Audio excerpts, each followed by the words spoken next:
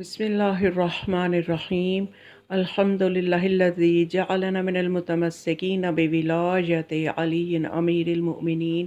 واولادہ الطاہرین الصلاۃ والسلام علی سیدنا و نبینا ابی القاسم محمد صلی اللہ علیہ وآلہ وسلم۔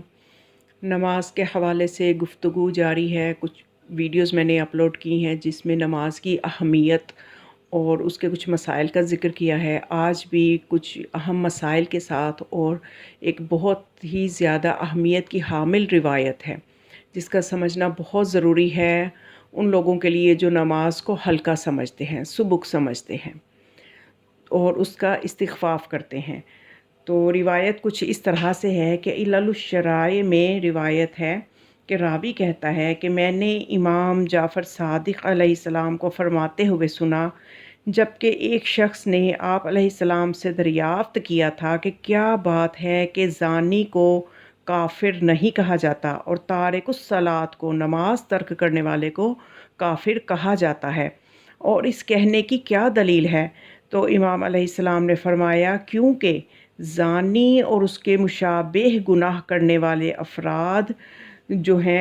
جو گناہ کرتے ہیں وہ اس شہوت کی وجہ سے کرتے ہیں جو ان پر غالب ہو جاتی ہے، اور نماز کا ترک کرنے والا اس کو ترک ہی اس لیے کرتا ہے کہ وہ اس نماز کو حقیر اور خفیف سمجھتا ہے اور اس کا استخفاف کرتا ہے، یعنی اس کو ہلکا سمجھتا ہے۔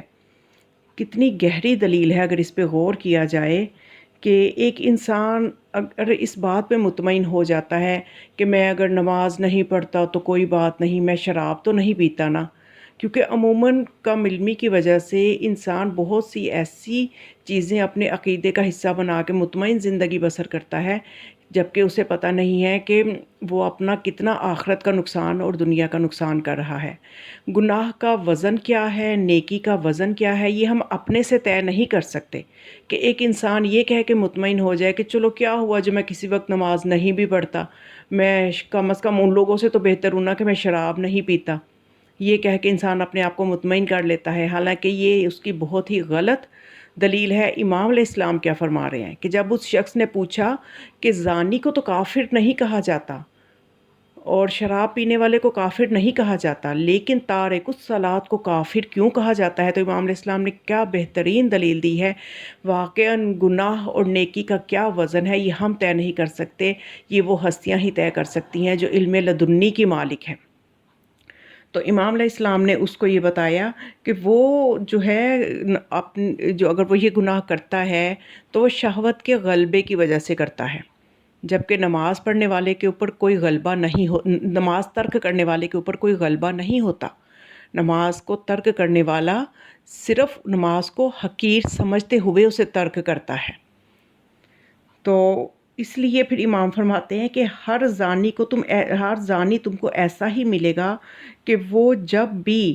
اس فعل کی طرف رغبت کرتا ہے تو اسے لذت حاصل کرنے کا مقصد ہوتا ہے، اس کا مقصد اس فعل زنا سے لذت حاصل کرنا ہوتا ہے، اور نماز کا ترک کرنے والا اس قصد سے نماز ترک نہیں کرتا کہ اس میں اس کو لذت حاصل ہوگی، یعنی ترک نماز میں لذت نہیں ہے،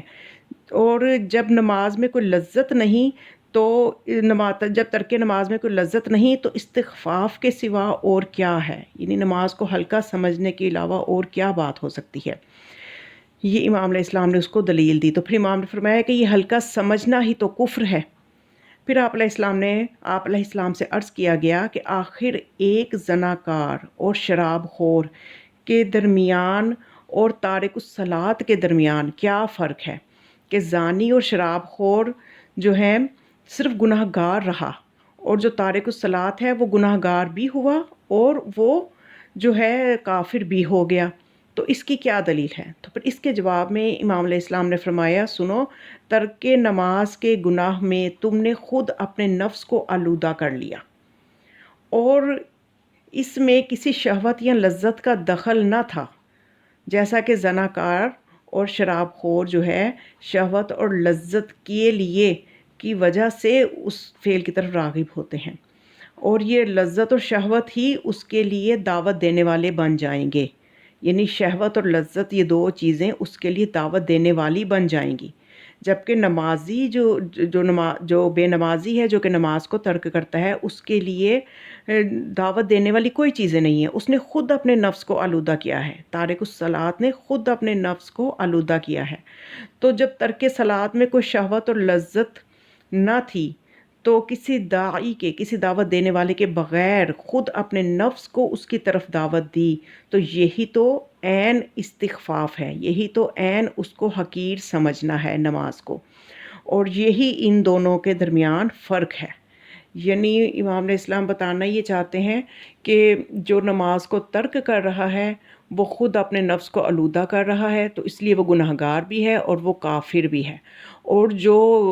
دوسرے کاموں میں ملوث ہے اس کو شہوت اور لذت نے دعوت دی،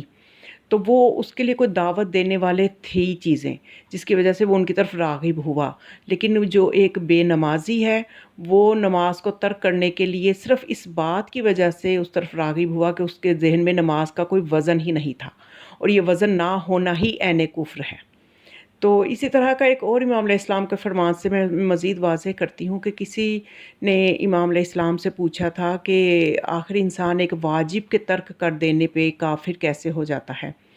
تو پھر اس کی وضاحت امام علیہ السلام نے یہ فرمائی تھی کہ خدا نے ایک کام کے کرنے کا حکم دیا، اسی کام سے شیطان نے روکنے کا حکم دیا، تو اس نے شیطان کے حکم کو اللہ کے حکم پر فوقیت دیتے ہوئے کفر کیا، شرک کیا، کہ اس نے خدا کے فرمان پر فوقیت دی شیطان کی بات کو، تو شیطان کی بات کو فوقیت دینے کی وجہ سے وہ کافر ہو جاتا ہے۔ تو خداوند متعال ہمیں واجبات کی اہمیت سے روشناس کروائے